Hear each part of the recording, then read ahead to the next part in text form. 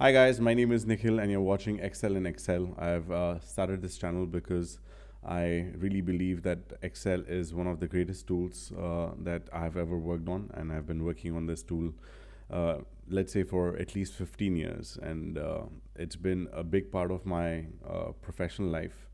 But I also have so many sheets I use at a personal level.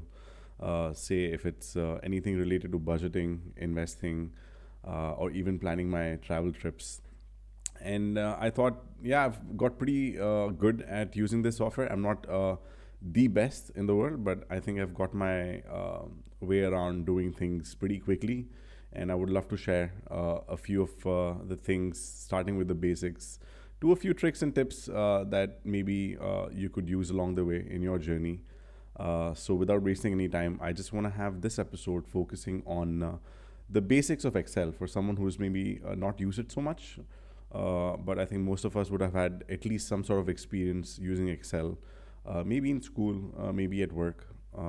But if not, let's maybe have a look at what Excel is. So what you see here is the homepage. When you open Excel, this is what you might look at. But I would go to new to have a new sheet that you want to start working on. You have a lot of options here, which are, I think, for maybe advanced or more complex sheets that you want to create. Things like calendars, balance sheets and income statements. But let's not jump into that as of now, because let's maybe just open a blank workbook, which is what most of us would see. But just an introduction, what we see here is this area here is basically tabs: home, insert, page layout, formulas, and so on. And what we see here on this side is basically the different ribbons that we have. And if I just look at maybe this ribbon here, this ribbon is basically under a group called font. So we have tabs, we have the ribbons, we have the groups, and yeah, I mean, if you also want to maybe click this button here, this opens more advanced options under font, but maybe let's just keep that for later. What we have named as A, B, C, which goes on to, I think, close to over 16,300 columns. These are columns that we have, and these are rows, which are numbered in numericals, and these go up to, I think, over a million. So by just the first look of it, you can imagine how much data Excel can store. And I think it's a great tool for storing data and also analyzing it. There are so many cool things you can do with Excel to make your life easier. Uh, and I mean, a few things also that you can play around with is just to see, the zoom levels, which are here. And I think that's the quickest way for me to adjust the zoom level. You could just click the percentage amount and set it to a custom level. I usually keep it at 100%. And unless if I'm working on a small screen, I usually zoom into it more, but 100% seems fine for now. I mean, in the end, you need to have data in Excel to at least start working on. Yeah, for the sake of examples, I'm just going to enter some data. So let's have something like I'm just going to adjust this mic, serial number, and I don't want to waste a lot of time, but I've just sort of taken a sample sheet that I had just to insert maybe a few different columns that we have.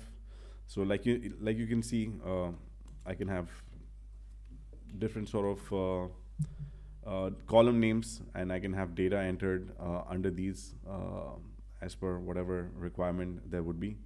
Um, if I just enter a serial number, for example, 1, 2. The cool thing about Excel is that you don't have to type in everything manually. If this is something that is following a sequence, you can just highlight these two. And if you just drag this down, it sort of autofills all the next few fields for yourself, right? Um, I mean, you would ideally type in some data. So salesman names, for example, would be coming in, but I'm just gonna copy and paste from a different sheet so that we don't waste any time. Apart from that, I'm just gonna maybe just take in some data and just paste them as it is, so that we at least have some data that I can analyze and focus on.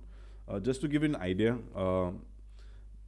if I'm entering a data and if I press, this is basically, these are my columns, these are my rows, but each of these are my cells. Yeah, and when I click on this cell, for example, what you see here is B2, which is sort of the location of the cell. So this is cell B2. This would be cell F22. When I collectively select all of these, this is what is a range. So my range is basically starting from B2 going on until F22. So these are some basic terms that you might just see in your experience working with Excel or talking to people who excel in Excel, for example. But also we have this here, which is the sheet name, which you can easily rename. You can call this your sales data, for example. An easy way to add a few more sheets would be this. When you click the plus sign, you have a new sheet coming in completely, which is going to be a blank sheet, right? So at least in my line of work, I work in finance and accounting, we have files with multiple tabs, and each tab is having a different function, and it could also be linked to each other, but I think let's not jump into that. We'll save that for a few episodes later on.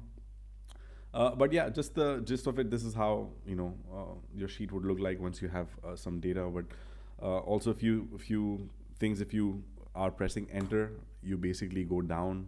If you press tab, the tab button that you have next to your QWERTY keys, you go on the right. But you could also use your arrow keys.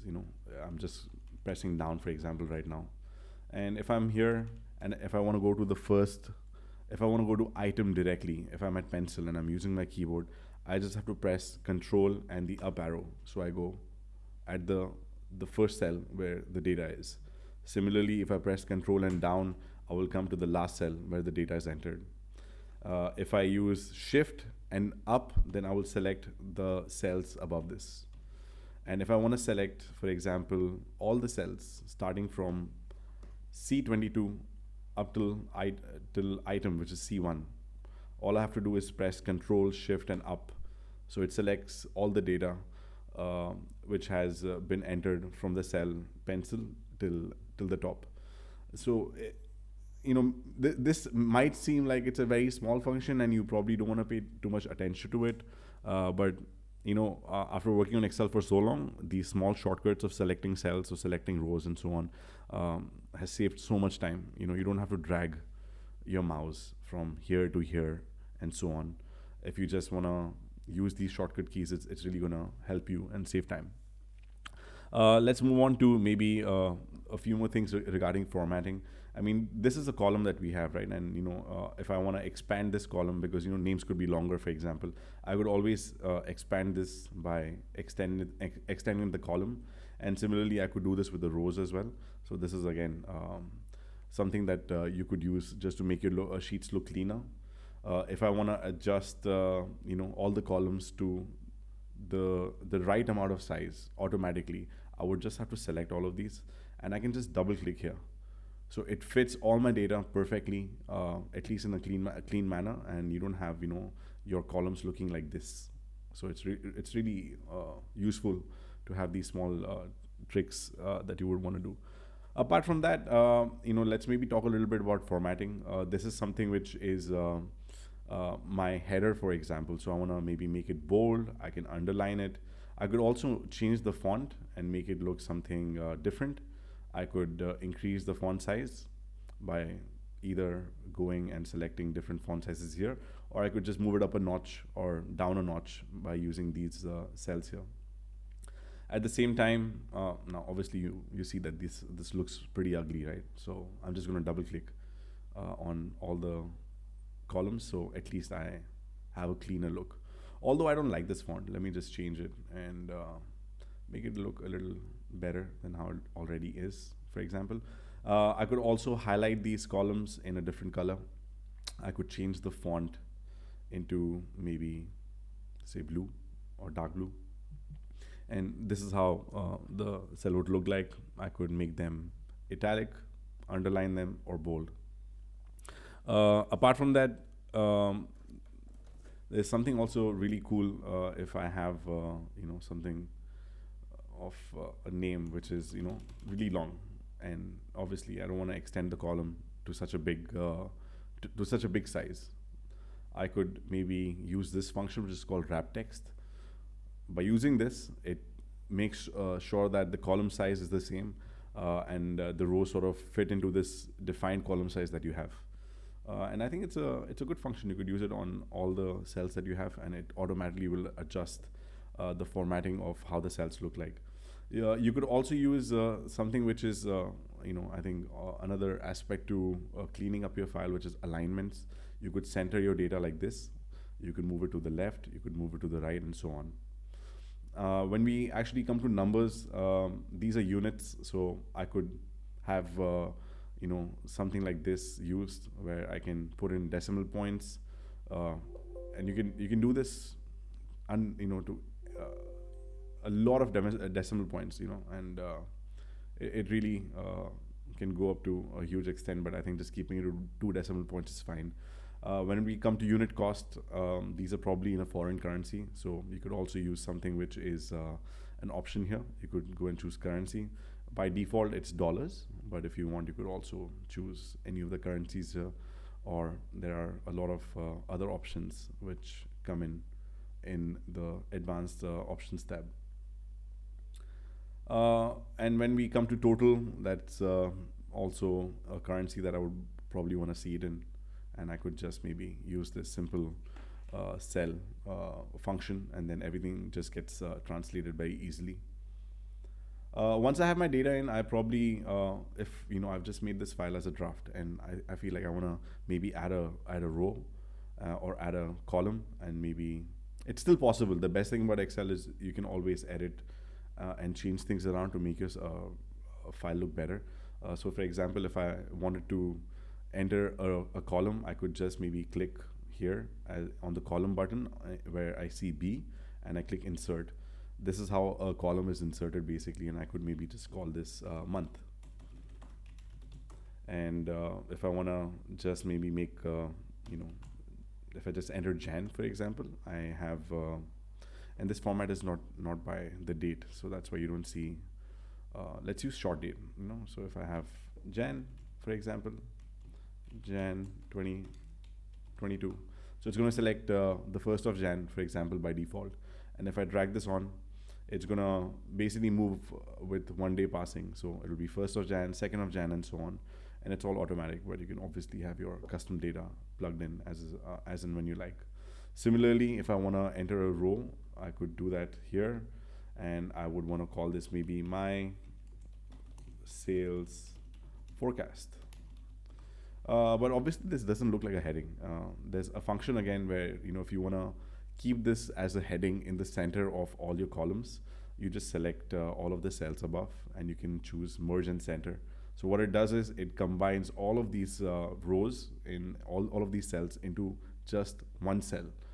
To make it look cleaner and good, you can make this bold, you can have a different color to it, you can increase the size, and this is how a new row is added to make your, or column is added to make your file look better and use more functionality basically. But for now, I think I would leave this episode for these basics. If for some people it might just be too much to take in, and for some of you might just be laughing at me, why am I even explaining these things? But hopefully in a few episodes, all of the guys or girls who are watching, who use Excel on a regular basis, I hope I could have a few more advanced tips and tricks for you that also might help you and save a lot of time at work or at home. Because my focus always for working in Excel is how do I save time? How do I always find the quickest way to do things? And just a disclaimer, I'm someone who's, at least I think I have a few shortcuts. But some of you might have even better ways of doing things on Excel. So if you're watching this, and if you have any suggestions, and if you see me doing things which are not the quickest way of doing things, please feel free and drop a comment, because I always remember what Bill Gates had said, that if he wants to get a job done, he will find the laziest guy to do his job, because the laziest guy will find the quickest way to do things. And I think he was defining me in some way, because I'm very lazy when it comes to all of these things. I hate repeating monotonous jobs at my work. and I tend to always find the quickest way to do things. So yeah, that's my message. Thanks for watching, and I hope to see you again on my channel.